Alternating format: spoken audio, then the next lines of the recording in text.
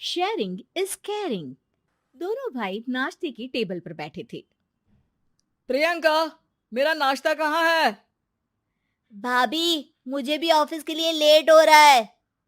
इस पर प्रियंका किचन में से दोनों के नाश्ते की प्लेट्स लेकर बाहर आती है। लो भाई, आप दोनों का नाश्ता। किसी को भी 1 मिनट का सब्र नहीं है।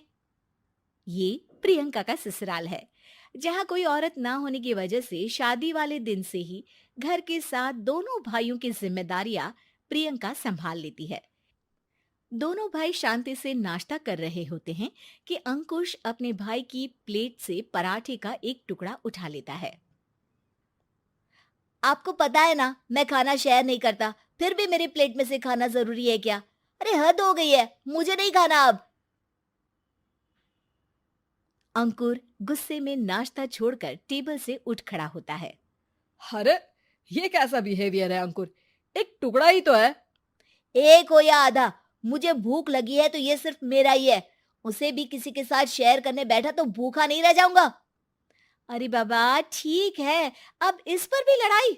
दूसरा बना देती हूँ, पर प्लीज ऐसे खाना बीच में छोड़कर मत जाओ। इससे अन्न का अपमान होता है। ओ प्लीज भाभी, ऐसी कोई चीज होती ही नहीं है। आपके पास पैसे हैं, खरीदो और खाओ।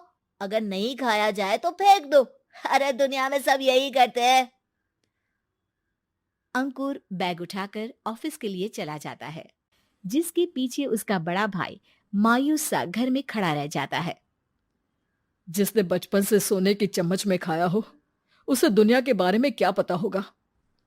वैसे गलती तो हमारी ही है। अगर कभी बचपन में ही सही गलत का फर्क सिखाया होता तो आज ये हाल नहीं होते। आप फिक्र क्यों करते हैं जी? भगवान है, वो जो भी करता है सबकी भलाई के लिए ही करता है। और जब वो चाहेंगे तो अपनी तरह से अंकुर भैया को भी सब कुछ सिखा देंगे। पत्नी की बात पर विश्वास कर अंकुश भी ऑफिस चला जाता है। सुबह से दोपहर होती है और अंकुर लंच करने ऑफिस के पास वाले रेस्टोरेंट में पहुंचता है, जहां वो एक साथ बहुत सारा खाना ऑर्डर कर देता है। सर, क्या कोई आपको ज्वाइन करने वाला है? नहीं तो क्यों? अब कुछ नहीं सर, ऐसे ही। वेटर चला जाता है और कुछ देर में अंकुर का ऑर्डर लेकर वापस आता है, जिस पर अंकुर सब डिशेस में से थोड़ा थोड़ा खाकर बाकी ऐसे ही छोड़कर बिल देकर चला जाता है। वाह भगवान, तेरी माया।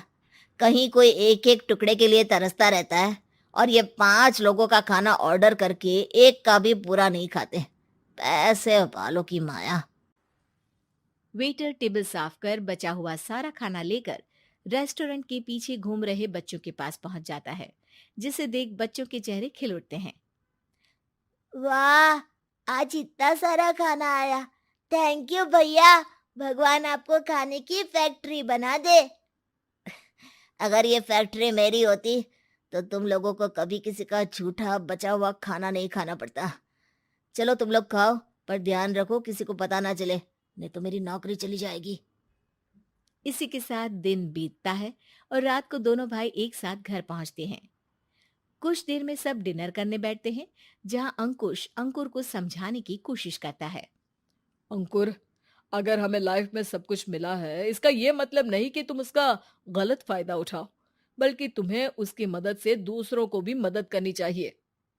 भैया, जिनके पास नहीं है उनकी वजह मैं तो नहीं ना। और ऐसे बहुत लोग हैं जिनके पास सब कुछ है। इसलिए अगर मैं एक इंसान कुछ नहीं करूंगा तो कोई फर्क नहीं पड़ने वाला। तुम्हारे भैया बस एक चीज समझाना चाहते हैं कि जिस चीज की हमारे पास कमी नहीं है, उसे बर्बाद करने से अच्छा है कि लोगों के साथ शेयर करें। इससे हम सिर्फ सामान नहीं, खुशियां भी बांटते हैं, और इसमें तुम्हारा ज्यादा कुछ तो जाएगा नहीं।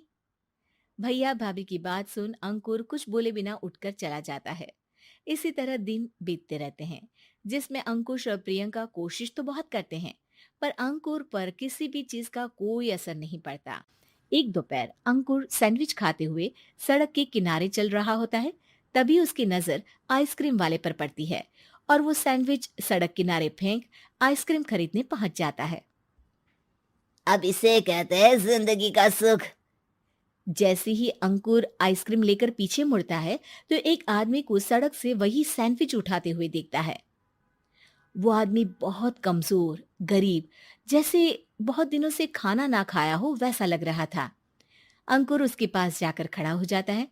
उसे देखकर आदमी सैंडविच अंकुर की तरफ कर देता है। आपको भी खाना है क्या? क्या हम इसे आधा आधा कर ले? मुझे बहुत भूख लगी है। वो मेरा ही झूठा सैंडविच है। तुम दूसरा खरीद कर क्यों नहीं खा लेते? इसे क्यों खा रहे हो?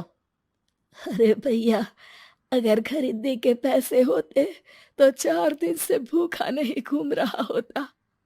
हैं? क्या? तुमने 4 दिन से कुछ नहीं खाया, फिर भी इस आधे सैंडविच को मेरे साथ बांटने के लिए तैयार हो गए? क्यों?